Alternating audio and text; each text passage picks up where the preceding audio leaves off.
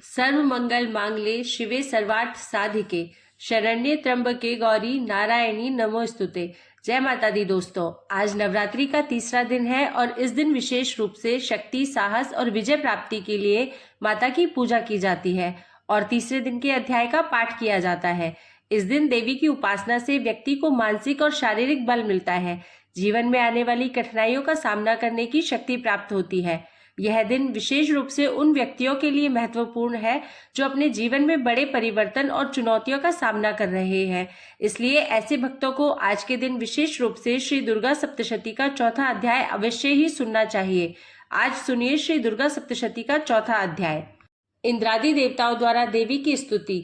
सिद्धि की इच्छा रखने वाले पुरुष जिनकी सेवा करते हैं तथा देवता जिन्हें सब ओर से घेरे रहते हैं, उन जया नाम वाली दुर्गा देवी का ध्यान करें। उनके श्रीअंगों की आभा काले मेघ के समान श्याम है।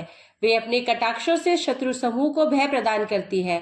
उनके मस्तक पर आबद्ध चंद्रमा की रेखा शोभा पाती है। वे अपने हाथों में शंख, चक्र, कृपाण और त्रिशूल धारण करती है। उनके 3 नेत्र हैं। वे सिंह के कंधे पर चढ़ी हुई है और अपने तेज से तीनों लोगों को परिपूर्ण कर रही है। ऋषि कहते हैं, अत्यंत पराक्रमी दुरात्मा महिषासुर तथा उसकी दैत्य सेना के देवी के हाथ से मारे जाने पर इंद्र आदि देवता प्रणाम के लिए गर्दन तथा कंधे झुकाकर उन भगवती दुर्गा का उत्तम वचनों द्वारा स्तवन करने लगे। उस समय उनके सुंदर अंगों में अत्यंत हर्ष के कारण रोमांच हो आया था। देवता बोले, संपूर्ण देवताओं की शक्ति का समुदाय ही जिनका स्वरूप है तथा जिन देवी ने अपनी शक्ति से संपूर्ण जगत को व्याप्त कर रखा है, समस्त देवताओं और महर्षियों की पूजनिया उन जगदम्बा को हम भक्ति पूर्वक नमस्कार करते हैं। वे हम लोगों का कल्याण करें। जिनके अनुपम प्रभाव और बल का वर्णन करने में भगवान शेषनाग, ब्रह्मा जी तथा महादेव जी भी समर्थ नहीं है, वे भगवती चंडिका संपूर्ण जगत का पालन एवं अशुभ भय का नाश करने का विचार करे। जो पुण्यात्माओं के घरों में स्वयं ही लक्ष्मी रूप से, पापियों के यहाँ दरिद्रता रूप से, शुद्ध अंतःकरण वाले पुरुषों के हृदय में बुद्धि रूप से, सत्पुरुषों में श्रद्धा रूप से तथा कुलीन मनुष्य में लज्जा रूप से निवास करती है, उन भगवती दुर्गा को हम नमस्कार करते हैं। देवी, आप संपूर्ण विश्व का पालन कीजिए।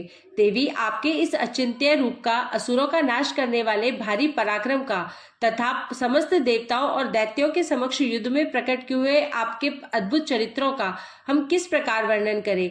आप संपूर्ण जगत की उत्पत्ति में कारण है। आप में सत्वगुण, रजोगुण और तमोगुण, ये तीनों गुण मौजूद हैं, तो भी दोषों के साथ आपका संसर्ग नहीं जान पड़ता।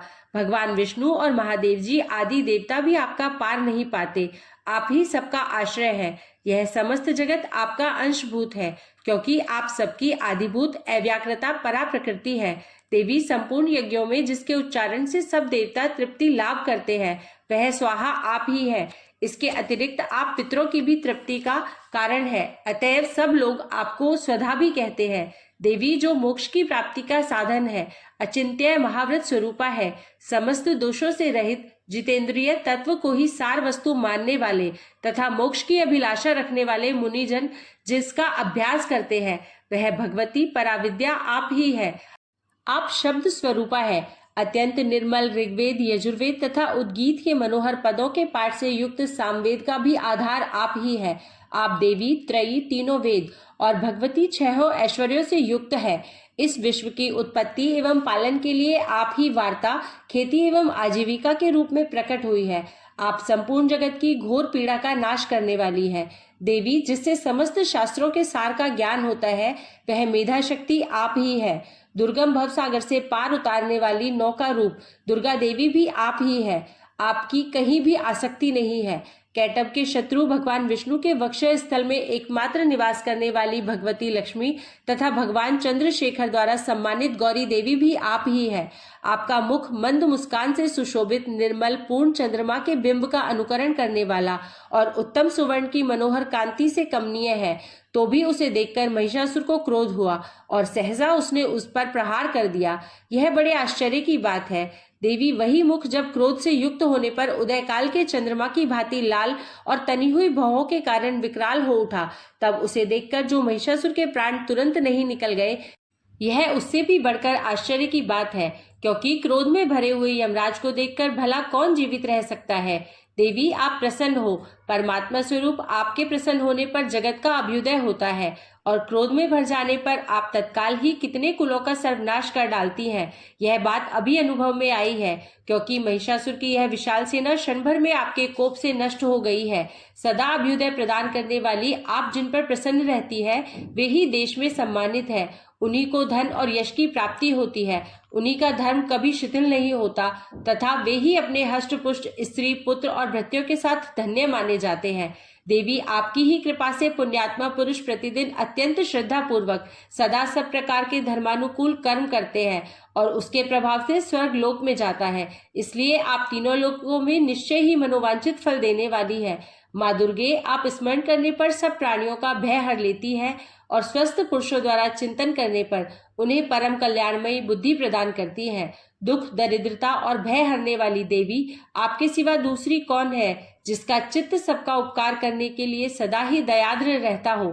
देवी इन राक्षसों को मारने से संसार को सुख मिले तथा ये राक्षस चिरकाल तक नरक में रहने के लिए भले ही पाप करते रहे हो, इस समय संग्राम में मृत्यु को प्राप्त होकर स्वर्गलोक में जाए। निश्चय ही यही सोचकर आप शत्रुओं का वध करती है। आप शत्रुओं पर शस्त्रों का प्रहार क्यों करती है? समस्त असुरों को दृष्टिपात मात्र से ही भस्म क्यों नहीं कर देती? इसमें एक रहस्य है।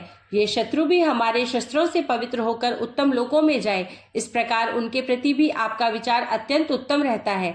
खड़ग के तेजा पुंज की भयंकर दीप्ति से तथा आपके त्रिशूल के अग्रभाग की घनीभूत प्रभा से चौंधिया कर जो असुरों की आंखें फूट नहीं गई, उसमें कारण यही था कि वे मनोहर रश्मियों से युक्त चंद्रमा के समान आनंद प्रदान करने वाले आपके इस सुंदर मुख का दर्शन करते थे।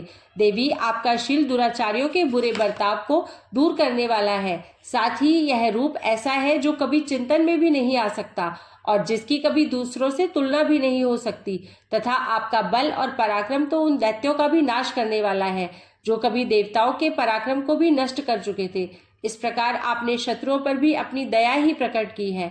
वरदायिनी देवी आपके इस पराक्रम की किसके साथ तुलना हो सकती है, तथा शत्रुओं को भय देने वाला एवं अत्यंत मनोहर ऐसा रूप भी आपके सिवा और कहाँ है।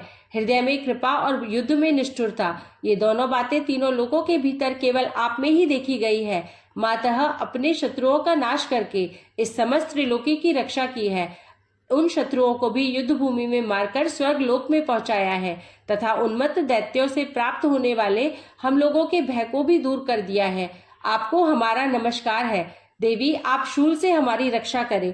अंबिके आप खड़ग से भी हमारी रक्षा करें तथा घंटा की ध्वनि और धनुष की टंकार से भी हम लोगों की रक्षा करें। चंडिके पूर्व पश्चिम और दक्षिण दिशा में आप हमारी रक्षा करें तथा ईश्वरी अपने त्रिशूल को घुमाकर आप उत्तर दिशा में भी हमारी रक्षा करें। तीनों लोकों में आपके जो परम सुंदर एवं अत्यंत भयंकर रूप विचरते रहते हैं, उनके द्वारा भी आप हमारी तथा इस भूलोक की रक्षा करें। अंबिके आपके कर पल्लवों में शोभा पाने वाले खड़ग, शूल और गदा आदि जो जो अस्त्र हो, उन सबके द्वारा आप सब ओर से हम लोगों की रक्षा करें। ऋषि कहते हैं, इस प्रकार जब देवताओं ने जगन माता दुर्गा की स्तुति की और नंदनवन के दिव्य पुष्पों एवं गंध चंदन आदि के द्वारा उनका पूजन किया, फिर सबने मिलकर जब भक्ति पूर्वक दिव्य धूपों की सुगंध निवेदन की, तब देवी ने प्रसन्न वदन होकर प्रणाम करते हुए सब देवताओं से कहा। देवी बोली, देवताओं तुम सब लोग मुझसे जिस वस्तु की अभिलाषा रखते हो उसे मांगो। देवता बोले, भगवती ने हमारी सब इच्छा पूर्ण कर दी, अब कुछ भी बाकी नहीं है, क्योंकि हमारा यह शत्रु महिषासुर मारा गया। महेश्वरी, इतने पर भी यदि आप हमें और वर देना चाहती है तो हम जब जब आपका स्मरण करें तब तब आप दर्शन देकर हम लोगों के महान संकट दूर कर दिया करें तथा प्रसन्नमुखी अंबिके, जो मनुष्य इन स्त्रोतों द्वारा आपकी स्तुति करे, उसे वित्त, समृद्धि और वैभव देने के साथ ही उसकी धन और स्त्री आदि संपत्ति को भी बढ़ाने के लिए आप सदा हम पर प्रसन्न रहे। ऋषि कहते हैं, राजन, देवताओं ने जब अपने तथा जगत के कल्याण के लिए भद्रकाली देवी को इस प्रकार प्रसन्न किया, तब वे तथास्तु कहकर वहीं अंतर ध्यान हो गई। भूपाल, इस प्रकार पूर्व काल में तीनों लोकों का हित चाहने वाली देवी जिस प्रकार देवताओं के शरीर से प्रकट हुई थी, वह सब कथा मैंने कह सुनाई। अब पुनः देवताओं का उपकार करने वाली वे देवी दुष्ट दैत्यों तथा शुभ निशुभ का वध करने एवं सब लोगों की रक्षा करने के लिए गौरी देवी के शरीर से जिस प्रकार प्रकट हुई थी, वह सब प्रसंग मेरे मुंह से सुनो। मैं उसका तुमसे यथावत वर्णन करता हूँ। इस प्रकार श्री मार्कंडेय पुराण में सावर्णिक मनवंतर की कथा के अंतर्गत देवी महात्म्य में शक्रादि स्तुति नामक चौथा अध्याय पूरा हुआ। बोलिए जगदम्बे मैया की जय।